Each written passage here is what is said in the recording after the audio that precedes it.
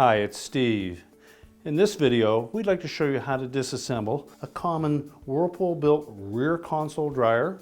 We'll show you where the most common parts are and how to easily access them. Now with this common Whirlpool style of dryer, we will find all of our controls located in the console.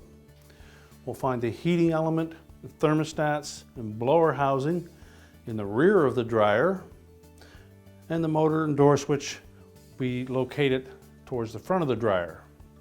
So we'll show you how to access each of those components, and we'll begin with the console components. You'll need access to the back of that console. Typically you'll find a small access panel on the rear of that console. Simply need to remove the screws.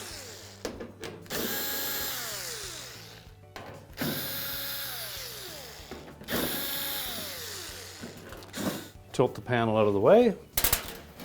Now with that rear panel removed, we have access to the timer, our start switch, and on certain models there will be temperature selector switches and maybe a end of cycle chime selector as well. All of those are now accessible. Now while we're at the rear of the dryer, we'll also remove this rear access panel and show you the components that you can get at from there.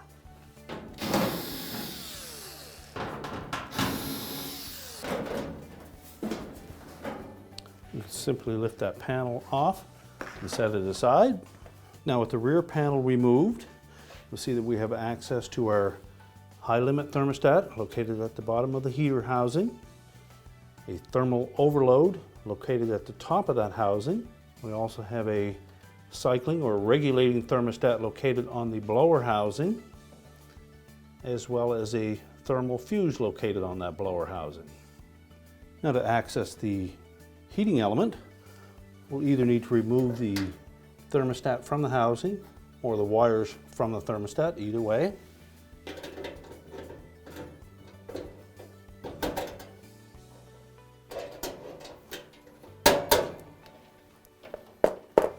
And then there are two retaining screws, one opposite each other, that secure it to the heater housing.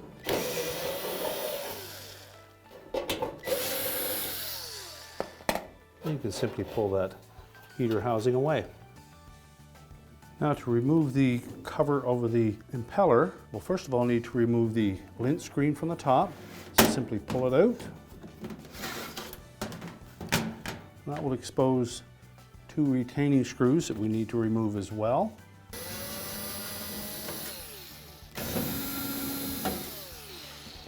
And then we can go to the back of the dryer again to remove that part. Now to remove that inlet duct cover, we need to remove 4 screws that secure it to the blower housing.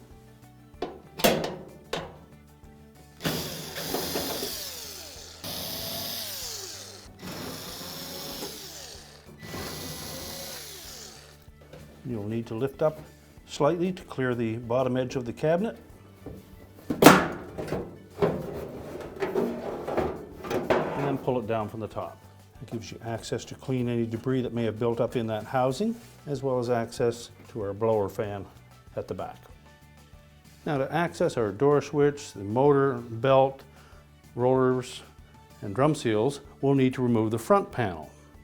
Now to do that, we first of all need to raise the top. We'll begin that process by removing the lint screen, and that will expose 2 screws that secure that top to the inlet air housing. Just make sure when you're removing these screws that they don't drop down into that housing.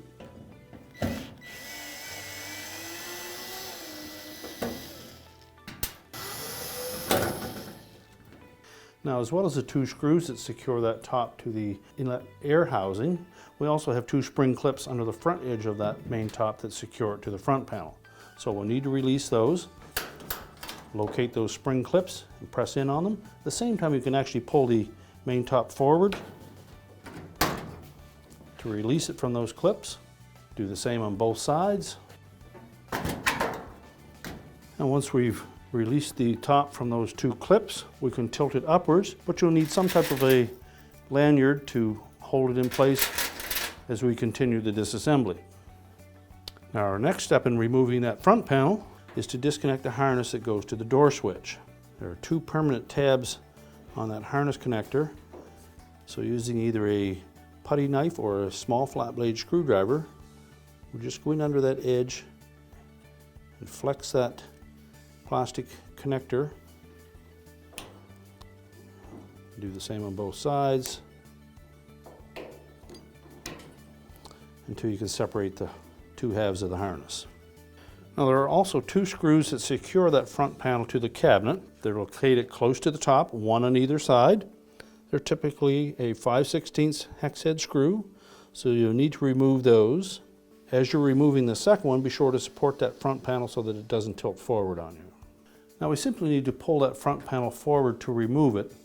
However, the drum with the tension of the belt is pressing down on that front felt bearing that is attached to that front panel. So you may feel a little resistance at first, and then the drum may drop down. Now once we've disengaged the drum from that front bearing, we also have two clips, one on either side, that are located down low and are attached to that cabinet. So once it's clear of the drum, grasp the top of the front panel, just pull up sharply.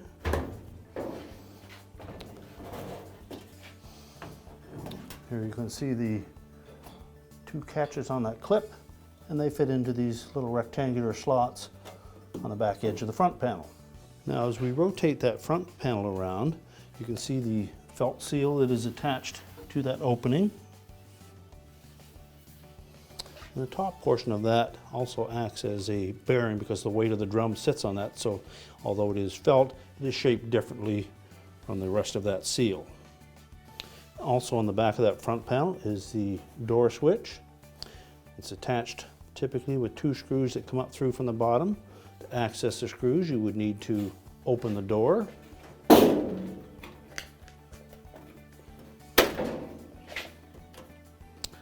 And remove the screws and change the switch. Now with the door open, we'll also show you where the door seal is located. Although you do not need to disassemble anything to replace that seal, it is simply applied to the inner door panel with an adhesive. Now to get further into the dryer, we need to remove the drum. To do so, we need to remove the belt first, which is under tension from the idler assembly. So we'll need to release the pressure from the idler assembly, slide the belt off both the idler pulley and the motor pulley.